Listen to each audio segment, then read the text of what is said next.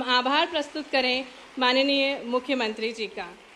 और अब अवसर है जिनके नेतृत्व में मध्य प्रदेश में शिक्षा, तकनीक और प्रतिभा विकास के क्षेत्र में ऐतिहासिक निर्णय लिए जा रहे हैं और जिनके स्वयं के जीवन में शिक्षा सबसे महत्वपूर्ण है, जिनके द्वारा राष्ट्रीय शिक्षा नीति मध्य प्रदेश में लागू की गई, अग्रणी राज्य बनाया गया है। नीति शिक्षा के क्षेत्र में एक महत्वपूर्ण कदम है और जिसका उद्देश्य छात्रों को वैश्विक स्तर पर प्रतिस्पर्धी बनाना है। तो आपकी भरपूर तालियों के साथ, जिनकी अनूठी सोच है, ज्ञान विज्ञान के साथ विरासत को सहेज रहे हैं, ऐसे हमारे यशस्वी मुख्यमंत्री जी डॉक्टर मोहन यादव जी से आग्रह है शुभ विचारों के लिए। आज के इस कार्यक्रम में मंच पर विराजमान हमारे वरिष्ठ मंत्री माननीय विजय शाह जी, माननीय मंत्री स्कूल शिक्षा और परिवहन श्रीमान राव उदय प्रताप सिंह जी, माननीय सांसद आलोक शर्मा जी, इस अवसर पर प्रदेश भर के अलग अलग स्थानों से जुड़े हुए हैं। हर जिले में मौजूद हमारे सभी माननीय उप मुख्यमंत्री, मंत्रीगण, सभी माननीय विधायकगण, मंच पर विराजमान माननीय विधायक रामेश्वर शर्मा जी, पूर्व प्रोटेम स्पीकर, हमारे दूसरे विधायक माननीय भगवान दास सबनानी जी, जबलपुर से विधायक माननीय अभिलाष पांडे जी जो मंच पर विराजमान है, भोपाल ग्रामीण के विधायक माननीय विष्णु खत्री जी, माननीय महापौर भोपाल श्रीमती मालती राय जी, इस अवसर पर हमारे यहाँ के जिलाध्यक्ष रविंद्र यति जी, मंच पर विराजमान सभी अधिकारीगण, इस कार्यक्रम में मौजूद सभी आगंतुक अतिथिगण, अभिभावकगण, प्यारे मित्रों, पत्रकार साथियों, भाइयों और बहनों, आज का ये कार्यक्रम हमारे सभी कार्यक्रमों से जरा हटके भी है और सब पे भारी भी। मैं ये गारंटी से कह सकता हूँ, मेरी अपनी ओर से भविष्य की प्रतिभाओं को प्रोत्साहन देते हुए जो आनंद आता है, सरकार का उत्तरदायित्व होता है कि सरकार हमारे भविष्य की संभावनाओं को पोषित करे, पुष्ट करे, सक्षमता के साथ समाज में आने को उनको अवसर प्रदान करे, यथा योग्य उनकी सभी प्रकार की सहायता करे। मुझे इस बात का गर्व है, जब मैं ये आंकड़े देख रहा था तो इस आंकड़े में आज जब 94,234 विद्यार्थियों को प्रोत्साहन किया गया, इसमें 40% विद्यार्थी है। जोरदार अभिनंदन 40% विद्यार्थी के लिए। और इसका आंकड़ा भी और गजब है, 40% अर्थात 37,988 लड़के हैं और 56,246 बहनें हैं, बेटियां हैं। 60% बहनें हैं और 40% बालक है। अब ये 60-40 का रेशो उनकी बुद्धिमत्ता बताता, लड़कों को जरा चुनौती है आने वाले समय में अपनी जरा स्थिति मजबूत करे। हमारी बेटियां हमारे को और इस तरह से इस चुनौती को अच्छे से लेगी। अभी 60-40 में, देखो अगली बार क्या होता है। और गवर्नमेंट प्राइवेट की अगर कंपटीशन देखो तो मैं उसमें भी आनंद महसूस कर रहा हूँ। गवर्नमेंट के स्कूलों के अंदर सरकार की व्यवस्थाओं के बलबूते पर सरकार के स्कूल में जाने वाले बच्चों को, इसको मैं इस नाते से सरकार को भी बधाई देता हूँ, स्कूल शिक्षा विभाग को भी बधाई देता हूँ। सरकार की सीमाओं के बाद भी आपने जो महत्ता स्थापित की है कि प्राइवेट के तुलना में आपका सरकारी का परसेंटेज 52 बना और प्राइवेट वाले रहेगा 48।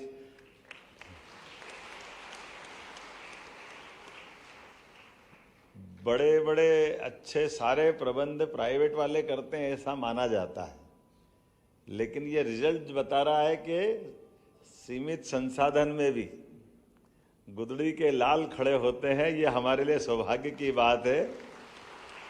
सरकारी स्कूल में आने के बाद मुझे थोड़ा सा इसमें बोलने में ऐसा नहीं लग रहा कि मैं प्राइवेट को हतोत्साहित कर रहा हूँ। प्राइवेट का भी अपना महत्व है, लेकिन सरकारी कम नहीं पढ़ते, ये जरूर मैं बोल सकता हूँ। मुझे इस बात का गर्व है। हम में से अधिकांश लोग यहाँ जो बैठे हैं, राव उदय प्रताप सिंह जी की तो नहीं कह सकता हूँ, और एक राजा साहब आपका भी नहीं कह सकते, सरकारी। तो चलो फिर इसका मतलब हम सभी महाराजा हो गए। हम सब सरकारी स्कूल से निकल करके आए, और ऐसे ऐसे सरकारी स्कूल से निकल करके आए जिसका हम सबके लिए सौभाग्य की बात है। यशस्वी प्रधानमंत्री भी सरकारी स्कूल से निकल कर देश के प्रधानमंत्री बने।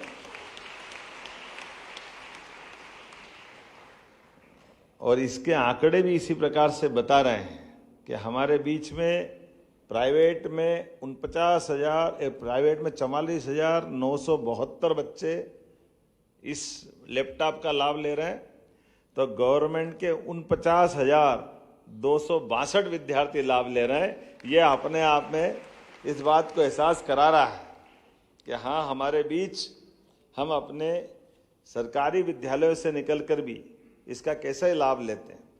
जब ये आंकड़े देख रहे हैं तो एक आंकड़े पे और निगाह डालें। ये स्कीम 2009-10 में चालू हुई और 85% वाले विद्यार्थी को मौका देते थे। जैसा हमारे मंत्री जी ने बताया, 473 विद्यार्थियों को पहली बार लाभ मिला। लेकिन अब अपनी सरकार के रहते रहते 15 साल के दरमियान इसका आंकड़ा बदल करके 94,000 बच्चों को आज लैपटॉप मिल रहा है, 94,000 से ज्यादा विद्यार्थी। और इसके उलट एक आंकड़ा और भी देखते जाए, इसको जोड़कर देख लें, उलट तो क्या बोलना चाहिए, तो आज अपने विद्यार्थियों के जितने विद्यार्थी इससे लाभान्वित हुए हैं, ये 15 साल में 4,32,016 विद्यार्थियों को इसका लाभ मिला। जोरदार अभिनंदन करें ये लैपटॉप के माध्यम से। और इसके लिए राशि जो सरकार ने खर्च की 15 साल में, वो 1,080 करोड़ 4 लाख रुपए की राशि इनको दी गई है। एक तरह से ये बड़ी योजना है जिसमें 1,000 करोड़ की राशि हमारे युवाओं को दी गई है। सच्चे अर्थों में मैं भी बुरा मत मानना, जब मुझे भी पुरस्कार मिलता था, जब अपन पुरस्कार लेके जाते हैं और वो सर्टिफिकेट मिलता, उसका तो आनंद है, बीच में एक ट्रॉफी दे देते थे।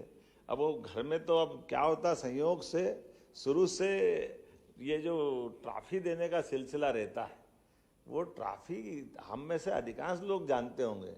मैं प्रारंभ से पहले कॉलेज में, फिर खेल में, बाकी व्यवस्था में, फिर संयोग से कई सारे सरकारी पदों पे रहता आया।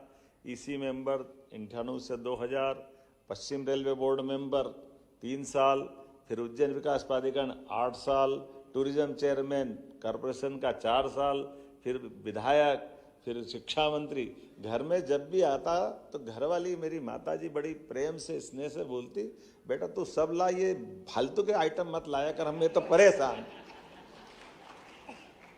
ये पता नहीं क्या बना के उल्टे सुल्टे देते हैं, ये कोई एड़ा टेढ़ा, ये वो, कोई काम में आता न काज में आता है, ये पैसे भी क्यों बिगाड़ते हैं। ये एक मैंने अपनी इस तरह से उस चीज को समझा है।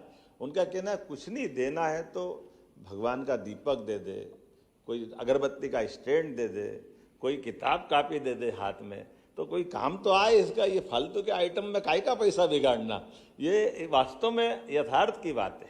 इसके माध्यम से ये हमको भी सीखना समझना चाहिए। ट्रॉफी का अपना महत्व वो होना चाहिए, लेकिन ट्रॉफी के सच्चे अर्थों में ट्रॉफी ये जब लैपटॉप दे रहे हैं जो उनको काम आए, ये असली ट्रॉफी है। ये अपने मनोभाव है कि हाँ, हमारे बच्चों ने अपनी मेहनत से 75% से ऊपर अंक लाए, तो उनको ये भविष्य में क्या काम आ सकती है। एक अच्छी पुस्तक भी बहुत काम आ सकती है।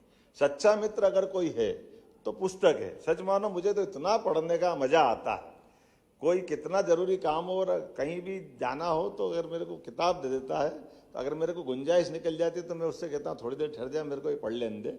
इसका जो मजा आता है, ये जो हमारे जीवन में वो काम आती है, उसका जो आनंद आता है, उससे बढ़ के कुछ नहीं होता है।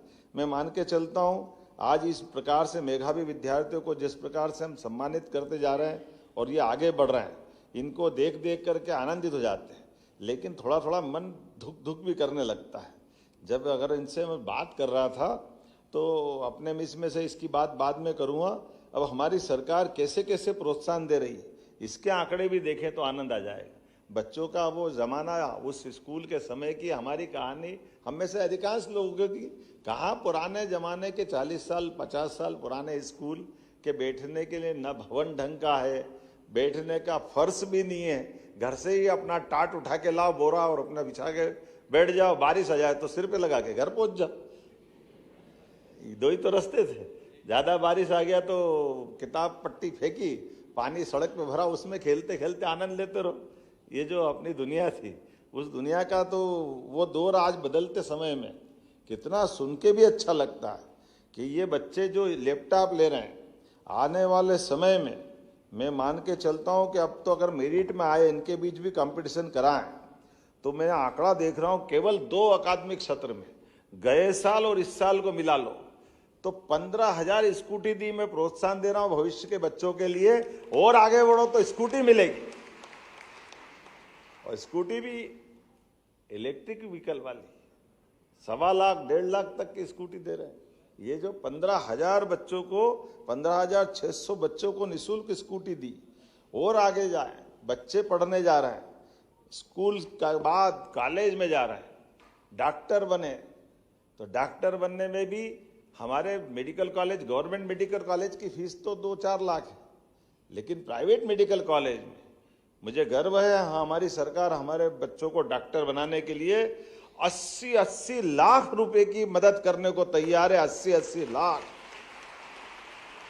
केवल उसमें टैलेंट है, वो अपनी नीट की एग्जाम निकाल लेता है, उसको मार्क्स आ जाते हैं, तो उसके आधार पर हम उसको मेडिकल कॉलेज भेज रहे हैं, और मेडिकल कॉलेज की पूरी फीस सरकार दे रही, और उसके घर से कोई फीस नहीं भरना, केवल योग्यता के बलबूते पर।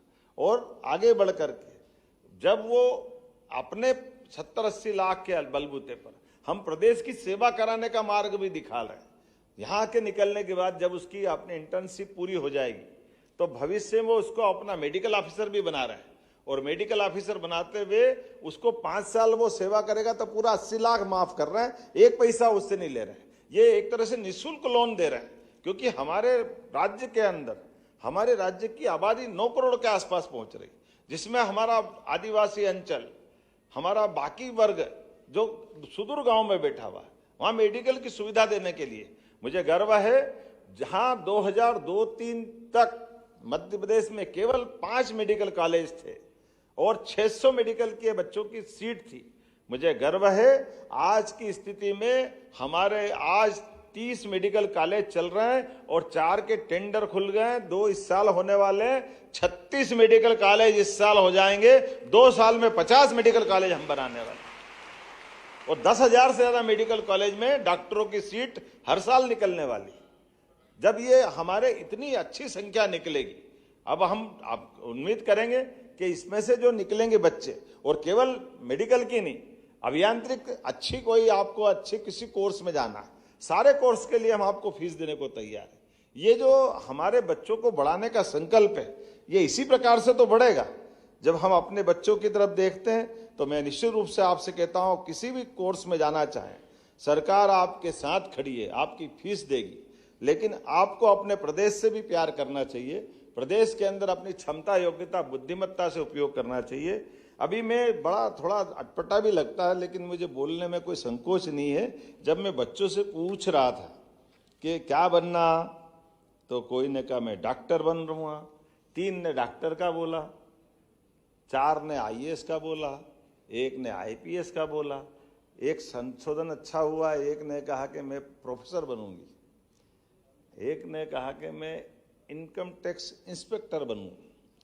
तो मैंने कहा इनकम टैक्स का अधिकारी क्यों नहीं बनेगा, इंस्पेक्टर क्यों बनेगा? तो मैंने कहा तुम्हारे क्या होता है, तुम क्या करता, परिवार में क्या होता है? बोले पिताजी दुकान चलाते। मैंने कहा बहुत परेशान है इनका इंस्पेक्टर ये इंस्पेक्टर की ताकत, बोले इंस्पेक्टर में रुतबा है। मैंने कहा ये बात सही है, अधिकारी तो ऑफिस में बैठा कौन पूछता होगा, दुकान पे आके कोई मगजमारी करता होगा तो वो बच्चों के मन पे क्या असर होता है, ये उदाहरण अपने आप दिखाई देता है। ये हमको चुनौती भी है, ये हमको चेतावनी भी है, और ये हमको इसकी संवेदनशीलता को भी समझने की आवश्यकता है। मैं इस बात के लिए गर्व से कह सकता हूं, यशस्वी प्रधानमंत्री के लिए जोरदार अभिनंदन करो श्रीमान नरेंद्र मोदी जी की। बदलते दौर में इनकम टैक्स के लिए पूरा सिस्टम बदल दिया। क्या सिस्टम बदला उनने? अब इनकम टैक्स के रिटर्न जमा करने के लिए हमको वकील को पकड़ने की जरूरत नहीं, आप रिटर्न जमा करो। और व्हाइट ब्लैक का बहुत बड़े पैमाने पर अंतर समाप्त कर दिया। डीबीटी के माध्यम से कितना पूरे दुनिया के अंदर एकमात्र देश भारत है जो अपनी डिजिटल करेंसी से काम चला रहा है। सारे, मैं अभी भुट्टा खाने जाऊं, आप भी चाय पीने जाओ, सब्जी खरीदने जाओ, वो आपसे कहता है पैसे नहीं तो कोई बात नहीं, मोबाइल तो है और पारिवारिक काम निपट जाता है। इससे अच्छा और कौन सा दुनिया का? ये वाकई अद्भुत समय चल रहा है। ये वो भी तब जब मैं टैलेंट की बात शुरू करूंगा तो आपको ध्यान में आएगा। अब ये मैं कभी बात निकालता हूं तो मेरे कांग्रेस के मित्र कहते हैं कि आप कुछ भी करो, हमको क्यों बोलते हो? अब मैंने कहा तुमको नहीं बोलूं तो मेरा भी काम नहीं चलता, तुम्हारा अपने पाप भी नहीं दिखते, तुमको तो दिखाना ही पड़ते हैं। आप अंदाज लगा लो उनके शासनकाल के दरमियान इस देश के अंदर लाइन से आप कल्पना करो, हमारे देश की 1947 के समय दुनिया के देशों के अंदर हमारा नंबर 15 था। कौन सा नंबर था? 15। अटल बिहारी वाजपेयी जी के लिए जोरदार अभिनंदन करो, श्रीमान अटल जी के लिए, जिनके शासनकाल में पहली बार गांवों के लिए प्रधानमंत्री सड़क का हमको एहसास हुआ है। अदरवाइज गांव इतने, भारत असली गांव महात्मा गांधी जी के शब्दों में असली गांव भारत में बसता है, लेकिन भारत के गांवों को जाने के लिए पक्की सड़क नहीं मिलेगी। क्या सोचना था? ये मनमोहन सिंह जी वित्त मंत्री थे, ये कहते रहे काय के लिए सड़क बनाई, गांव में तो बैलगाड़ी से चलते हैं। बाप रे, अरे तुम कौन सी बैलगाड़ी का जमाना याद दिला रहे हो? आज वो पांव से लेकर के जिस प्रकार की व्यवस्था बनी, पूरा गांव का वातावरण बदल गया और भारत कहां से कहां चला गया। स्वर्णिम चतुर्भुज योजना से लगाकर प्रधानमंत्री सड़क योजना तक हमारे गांव, हमारी सरकार ने तो वो और आगे बढ़ते हुए सुदूर हमारी ग्रामीण रूरल सड़कें चालू कर दी और उसके कारण पूरा देश बदला। और ऐसे माननीय नरेंद्र मोदी जी, अब ये तुम डिग्री वालों के लिए चुनौती भाई, जरा मैं आपसे इस ढंग से भी बात करता हूं। मनमोहन सिंह जी की बात अगर निकली तो उनने वित्त मंत्री के पहले गवर्नर थे, उनकी बहुत बड़ी बड़ी डिग्री विदेश में पढ़ के आए और विदेश में पढ़ के आने के बाद उनके पास उसका फाइनेंस का बहुत बड़ा अनुभव।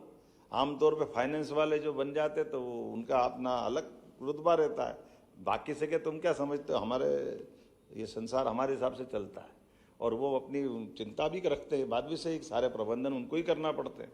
अब ऐसे में हमने सबने देखा कि एक बड़े अधिकारी गवर्नर करके आए और गवर्नर के बाद वो वित्त मंत्री बने और ये बात सही, वित्त मंत्री में भी काफ़ी उनने काम किया और वित्त मंत्री के बाद जब 10 साल वो प्रधानमंत्री बन गए, और बड़ी बात है, कितनी बड़ी बात है, 10 साल प्रधानमंत्री रहे तो अपनी सारी व्यवस्था को समझ लेना चाहिए। अब ये बड़ी जोरदार बात है, ये हमको चुनौती भी और समझ के आनंद भी लेना है इसका कि 2013 की सरकार के आखिरी तक जब 14 में प्रधानमंत्री नरेंद्र मोदी जी हमारे देश के प्रधानमंत्री बने, जिनके पास इतनी बड़ी बड़ी डिग्री फाइनेंस की थी, उनको ये मालूम नहीं है कि फोकट में भी खाता खुलता है बैंक में। ये काम कमाल किसने? चाय वाले ने कर दिया, जिसको ये मालूम था। आपके बैंक के अंदर आपका जीरो बजट में खाता खुलता है, जीरो अमाउंट में खाता खुलता है और उसका फर्क क्या पड़ा? उसका फर्क ऐसा पड़ा कि यही 40 साल पहले तत्कालीन प्रधानमंत्री राजीव गांधी जी कहते थे कि मैं 1 रुपया भेजता हूं और वो 15 पैसे पहुंचता है। ये जो रास्ते में बैरियर लगते थे, ये सारे बैरियर कैसे खत्म हो गए? डीबीटी से। डीबीटी के माध्यम से गरीब का पैसा सीधा उसके खाते में पहुंचाना, इसके लिए जीरो राशि का अकाउंट खोलना था कि नहीं खोलना था? ये जो हमारी बुद्धिमत्ता, ये बताओ, ये उनको इतने बड़े बड़े पढ़ने वालों को नहीं मालूम पड़ी, लेकिन एक चाय वाले को मालूम थी। ये अपना देश और ये अपने प्रधानमंत्री की टैलेंट, उनकी सच्ची भावना कि जिसका हक का पैसा उसके खाते में जाना चाहिए।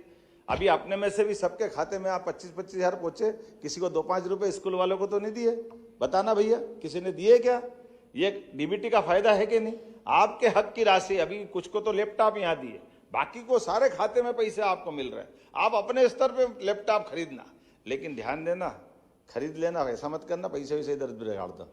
आप भी ध्यान देना, जिन जिन के पास भी पहुंच रहे हैं, ये आपको चुनौती है। एक जरूर आपसे निवेदन करना चाहता हूं, अभी जितने बच्चों से पूछा, मैं 2-3 चीजों में देख रहा था।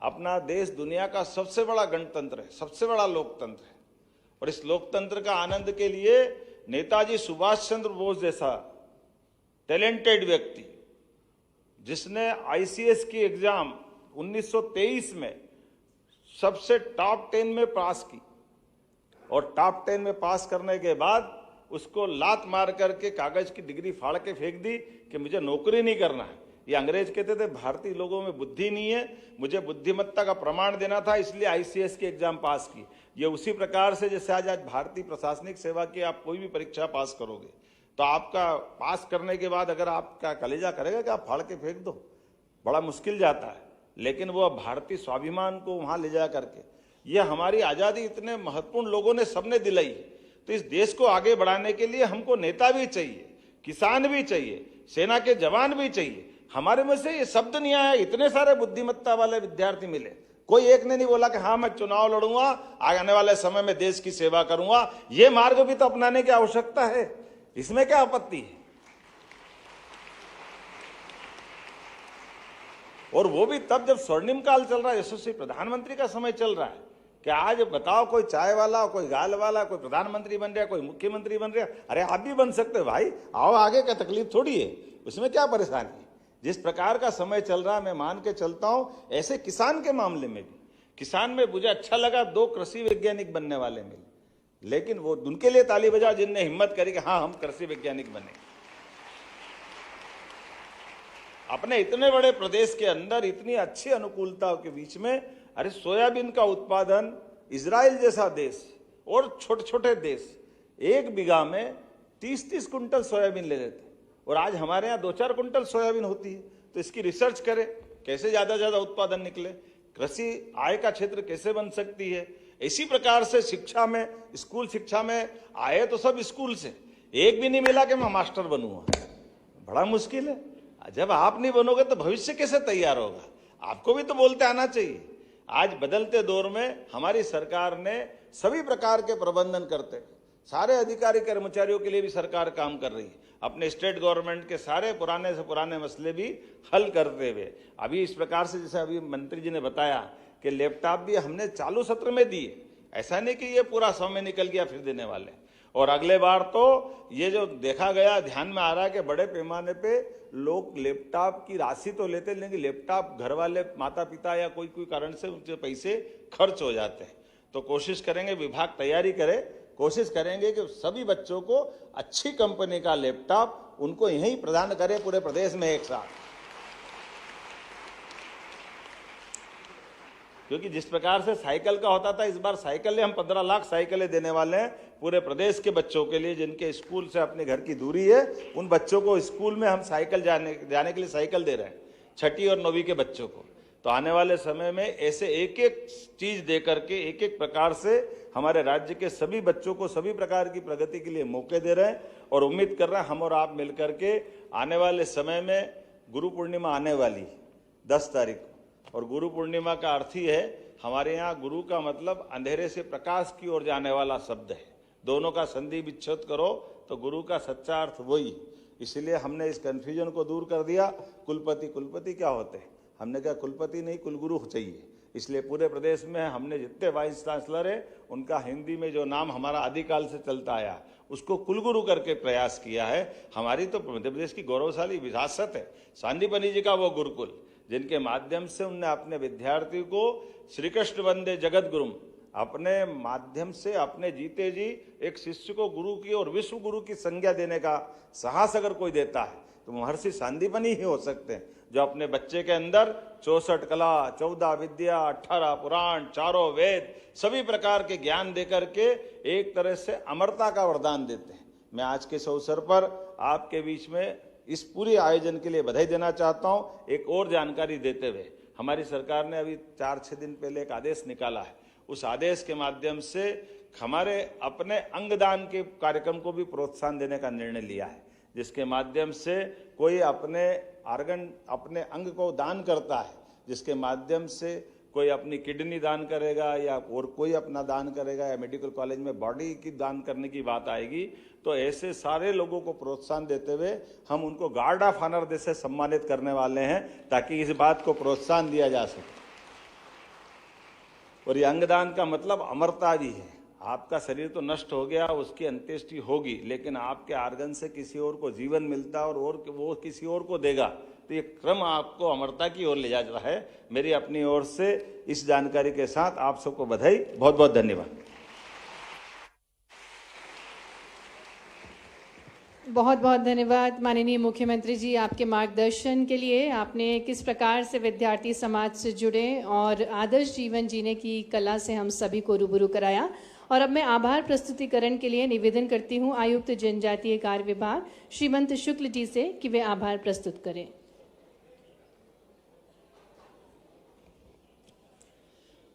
प्रतिभाशाली विद्यार्थी प्रोत्साहन योजना के अंतर्गत लैपटॉप वितरण के इस राज्य स्तरीय कार्यक्रम के मुख्य अतिथि प्रदेश के यशस्वी माननीय मुख्यमंत्री जी का मैं स्कूल शिक्षा विभाग तथा जनजातीय कार्य विभाग की ओर से हार्दिक आभार और कृतज्ञता ज्ञापित करता हूं।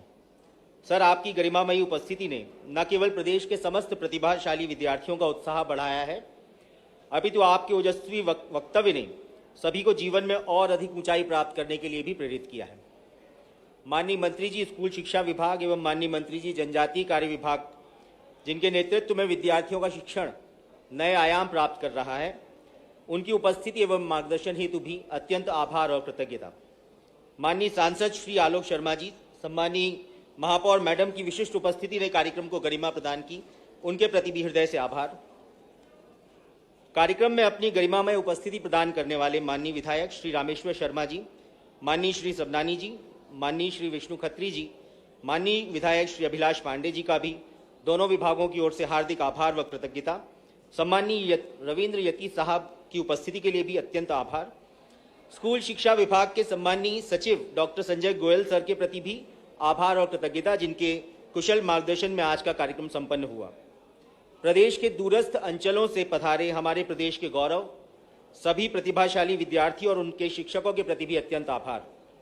साथ में इलेक्ट्रॉनिक और प्रिंट मीडिया के हमारे सभी सम्मानीय साथी जो कार्यक्रम के कवरेज के लिए पधारे, उन सबके प्रति भी दोनों विभागों की ओर से हार्दिक आभार एवं कृतज्ञता। बहुत धन्यवाद। बहुत बहुत धन्यवाद।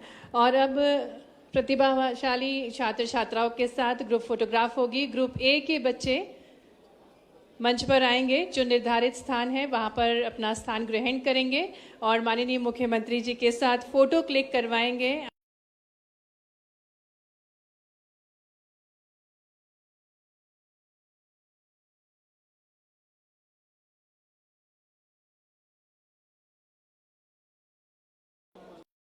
सर, वो फोटोग्राफ के लिए कह रहे हैं, आप लोग थोड़ा सा पीछे हो जाएंगे। सेटल कर दो।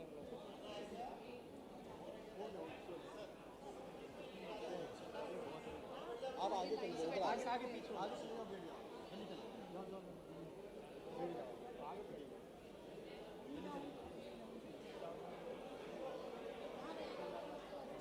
बैठ जाओ।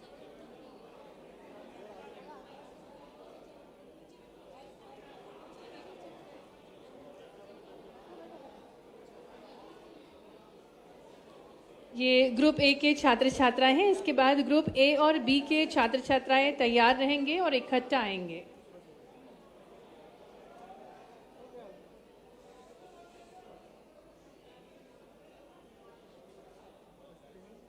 ग्रुप ए की फोटो क्लिक हो चुकी है। ग्रुप ए के छात्र छात्राओं से निवेदन है, कृपया नीचे की ओर आगे बढ़ेंगे।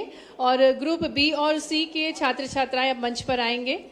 ग्रुप ए की छात्र छात्राएं अपने स्थान पर बैठेंगे।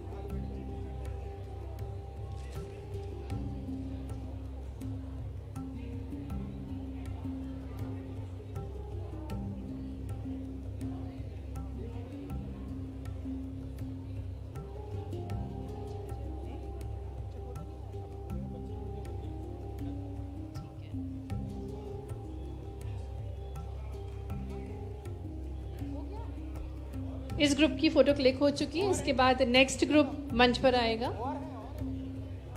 एक ग्रुप और है।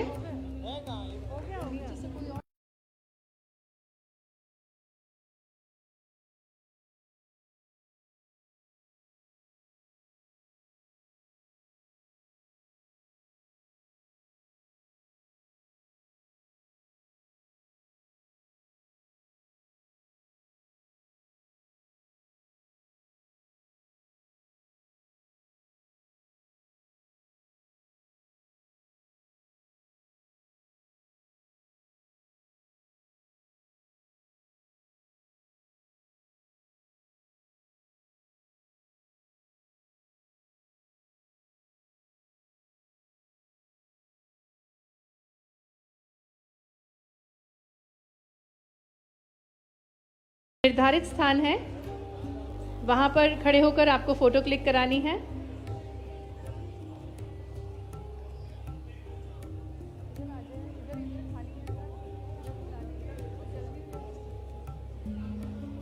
ये लास्ट ग्रुप फोटोग्राफ है।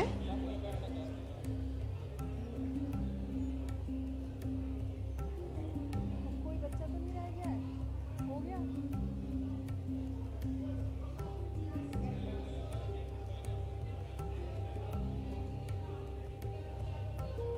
स्वर्णिम भारत के निर्माण में ये युवा शक्ति है जो अपनी प्रतिभा से मध्य प्रदेश को, संपूर्ण भारत को स्वर्णिम बनाएगी। और ये वे छात्राएं हैं जो निरंतर अपने गीतों के माध्यम से आप सभी का अभिनंदन कर रही थी। एक बार जोरदार तालियां हो जाएं। सांदीपनी विद्यालय कमला नेहरू स्कूल की ये छात्राएं हैं जो अपने गीतों के माध्यम से सभी का अभिनंदन कर रही थी। बहुत बहुत धन्यवाद, आभार माननीय मुख्यमंत्री जी का, माननीय जनजातीय मंत्री जी का, माननीय स्कूल शिक्षा मंत्री जी का, माननीय सांसद भोपाल, सम्मानीय माननीय विधायक गणों का, माननीय महापौर, माननीय श्री रविंद्र यति जी का, सभी का बहुत बहुत आभार। आपकी गरिमामय उपस्थिति में आज का कार्यक्रम संपन्न हुआ और यहाँ उपस्थित सभी प्रतिभाशाली छात्र छात्राओं का आभार और बहुत सारी शुभकामनाएं उनके उज्जवल भविष्य के लिए।